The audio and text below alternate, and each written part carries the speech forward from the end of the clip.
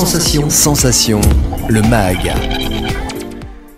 Bonjour à tous, bienvenue sur Sensation en association avec TV78 le 26 mars prochain. La Guyancourt revient pour sa 27e édition. Pour en parler avec nous, je suis aujourd'hui avec Damien Defrance, responsable de la course et membre d'Entente Athlétisme SQY pour EAS Ski finalement. Bonjour. Bonjour à tous. Alors le 26 mars, donc la Guyancourt revient pour cette 27e édition. Quelle est la genèse finalement de cet événement? Quels sont les objectifs? C'est surtout de faire découvrir la course à pied aux personnes qui font pas forcément de l'athlétisme toutes les semaines. Et donc on propose une course sur un parcours nature autour des étangs de la Minière, un 10,700 mètres exactement, 10 km 700 autour des étangs de la Minière, avec une petite partie de route, mais vraiment dans la nature, dans l'écologie, tout ce qui est bien autour de la forêt, et une course qui est sympathique. On a également 3 autres courses pour les enfants, donc tous les enfants de Guyancourt ou d'ailleurs peuvent venir s'inscrire à partir des enfants nés en 2016 jusqu'à la catégorie minima.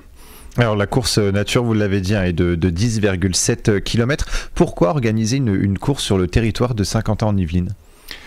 Déjà pour faire découvrir le territoire, et puis on a la chance d'être entouré de belles forêts, donc ça permet de courir dans des endroits qui sont somme toute très sympathiques et très agréables. Alors comment va s'organiser cette course et à quelle heure sont attendus les participants pour le premier départ ?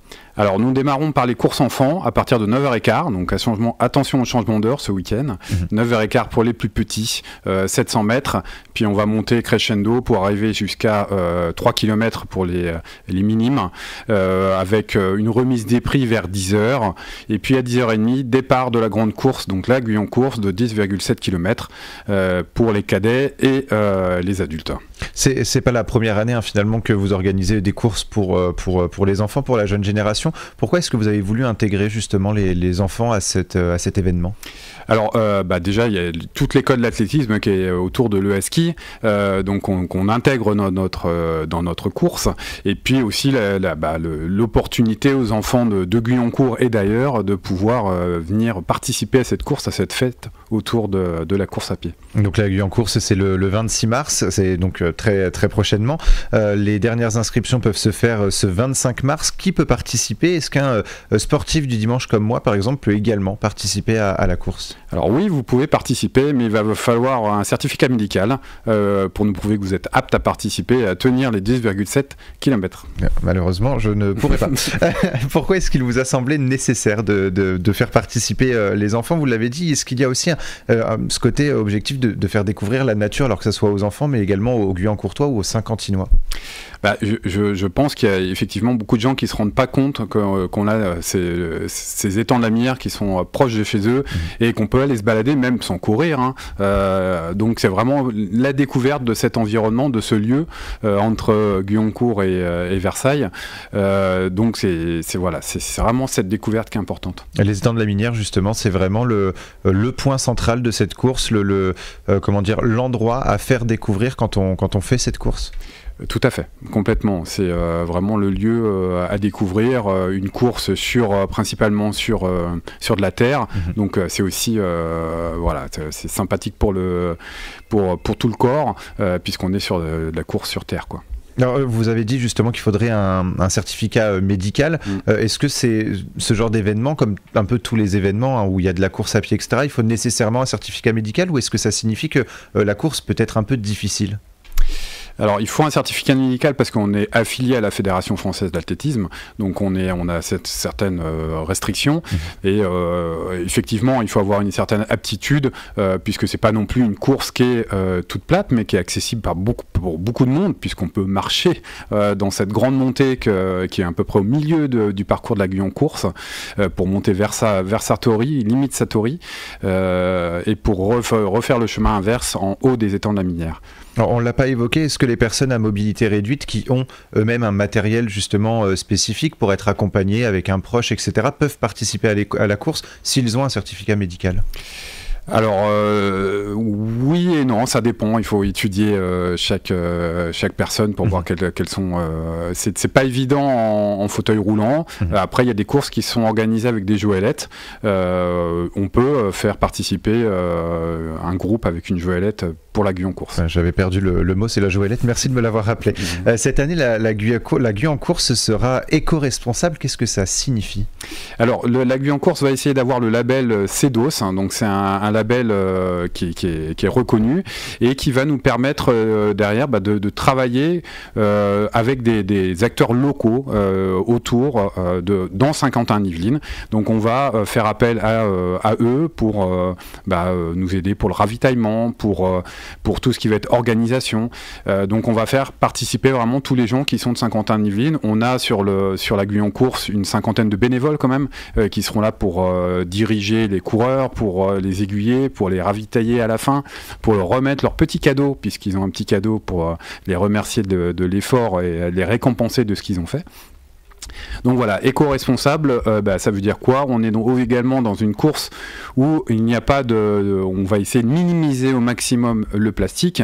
Donc on va demander aux participants de courir avec une source d'eau, une petite poche d'eau comme on dit, pendant ces 10 km, et ils auront uniquement un ravitaillement à la fin qui leur sera proposé avec des choses, des barres de céréales en vrac qui seront fournies par nos sponsors. Et d'où vient cette volonté justement de rendre cet événement éco-responsable?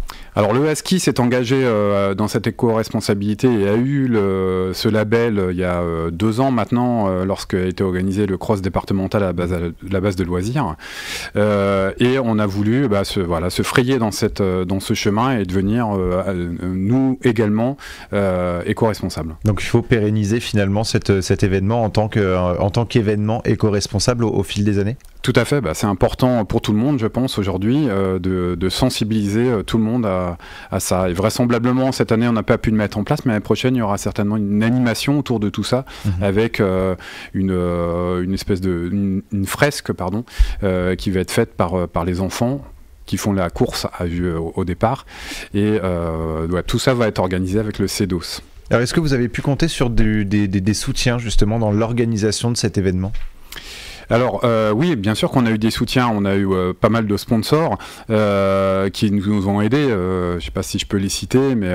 les sponsors, oui, si. Ouais, donc U-Express à Guyancourt, on a la coopérative villaroise qui nous a aussi aidés sur le ravitaillement, on a Grand Frais à Guyancourt qui nous aide aussi, et puis des marques un peu plus connues dans le sport, donc Altrix et Mizuno, qui nous fournissent des lots pour les vainqueurs.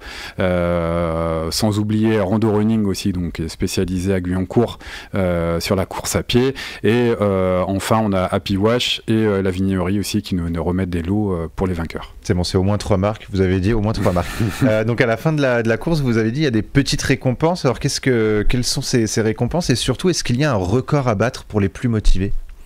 Alors le record à battre, il est de 36 minutes pour les plus motivés. Après le petit lot, effectivement, faut avoir fait la course pour venir découvrir et venir nous voir pour découvrir ce petit lot qui va être mis, qui est somme toute symbolique, mais qui est autour de l'éco-responsabilité. Donc ça va être un petit objet qui va permettre d'être réutilisé plusieurs fois à bon escient. Et l'année prochaine, donc vous l'avez dit, pourquoi pas justement pas des ateliers, mais des événements, des petits événements autour de l'écologie, de l'éco-responsabilité. À terme, du coup, il faut sensibiliser également le public qui va venir vous voir, qui va venir participer à les courses, à cet environnement, à cette écologie. Tout à fait. C'est le but de ce label, c'est de sensibiliser les enfants, parce que on l'a pas dit, mais la Guyancourse c'est à peu près 400 coureurs. On a 200 coureurs enfants et 200 coureurs adultes. Donc on va sensibiliser ces 400 personnes qui vont venir nous voir au maximum. Et alors dans le temps qui nous reste, on va parler un petit peu de Entente Athlétisme Sky. Qu'est-ce que c'est? Qu'est-ce que vous proposez finalement?